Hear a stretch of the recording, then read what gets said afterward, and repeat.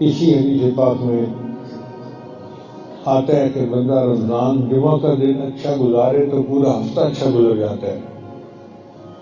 اور امام ربانی مجد رسانی رحمۃ اللہ نے لکھا ہے کہ اگر کوئی بندہ رمضان کا مہینہ اچھا گزارے تو جیسا رمضان کا مہینہ اچھا گزارے گا اللہ باقی پورا سال بھی اس کو اسی طرح گناہوں سے پاک صاف زندگی گزارنے کی توفیق عطا فرما دیں گے۔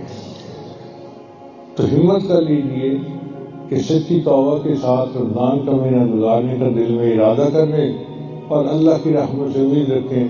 قسمت نے ایک بار پھر ہمیں رمضان کے قریب کر دیا۔ کیا وعید ہے کہ اللہ تعالی ہماری بخشش کرنا چاہتے ہوں۔ ہماری زندگی گزر گئی گناہوں میں، اپنی منمانیوں میں، نافرمانیوں میں۔